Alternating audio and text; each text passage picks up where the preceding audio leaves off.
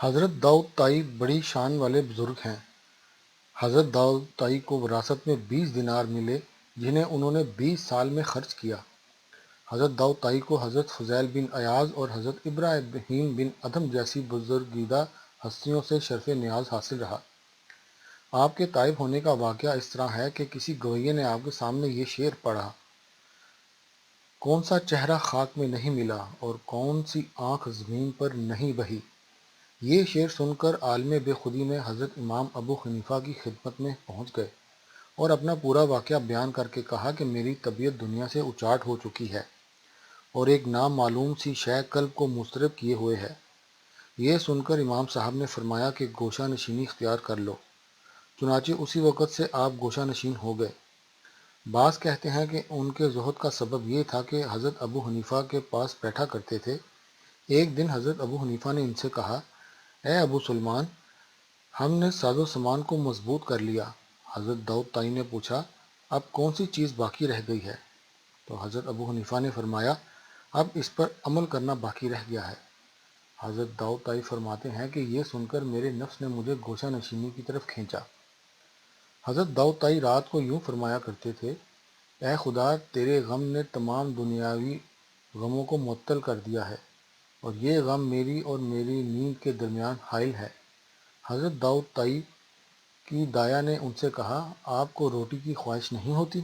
تو آپ نے جواب دیا: روٹی چبانے اور نان کے ٹکڑوں کو نگلنے میں 50 آیتیں پڑھی جا سکتی ہیں۔ ایک آدمی نے عرض کیا کہ مجھے وصیت فرمائیے۔ تو آپ نے فرمایا کہ موت کا لشکر تمہارا انتظار کر رہا ہے۔ ایک مرتبہ ایک آدمی آپ کے پاس آیا اور اس نے دیکھا کہ پانی کے مٹکے پر دھوپ پڑ رہی ہے۔ اس نے آپ سے کہا کہ اس کو سائے میں کیوں نہیں رکھ دیتے؟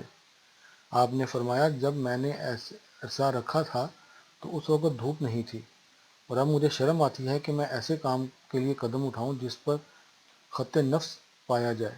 ابو ربیع واسطی نے حضرت داؤد سے نصیحت کے لیے عرض کیا تو آپ نے فرمایا کہ دنیا سے روزہ رکھو اور موت سے روزہ کھولو، اور لوگوں سے اس طرح بھاگو جس طرح درندوں سے بھاگتے ہو۔ اور پھر کچھ لوگ امام صاحب نے فرمایا کہ اب بہتر یہی ہے کہ لوگوں سے رابطہ قائم کر کے ان کی باتوں پر صبر و ضبط سے کام لوں۔ چنانچہ 1 برس تک تعلیم حکم میں بزرگوں کی صحبت میں رہ کر ان کے اقوال سے بہرہ ور ہوئے، لیکن خود ہمیشہ خاموش رہتے۔ اس کے بعد حضرت حبیب رائی سے بیعت ہو کر فیوض باطنی سے سراب ہوتے رہے اور ذکر الہی میں مشغول رہ کر عظیم مراتب سے ہمکنار ہوئے۔ آپ ہمیشہ غم زدہ رہتے تھے اور فرمایا کرتے تھے کہ جس کو ہر لمحہ مصائب کا سامنا ہو اس کو مسرت کیسے حاصل ہو سکتی ہے؟ لیکن ایک مرتبہ کسی درویش نے آپ کو مسکراتے دیکھ لیا اور وجہ پوچھی تو فرمایا کہ آج خدا نے مجھے شراب محبت پلائی ہے، اس کے خمار سے مسرور ہوں۔ جب حضرت ابو ربیع نے آپ سے وصیت و نصیحت کی تو درخواست کی تو فرمایا کہ دنیا سے روزہ رکھو اور آخرت سے افطار کرو۔ پھر کسی اور نے وصیت کی تو فرمایا بد کوئی سے احتراز کرو۔ جب امام ابو یوسف اور امام محمد میں کوئی علمی اختلاف رونما ہوتا تو دونوں آپ کے فیصلے کو قبول کر لیتے۔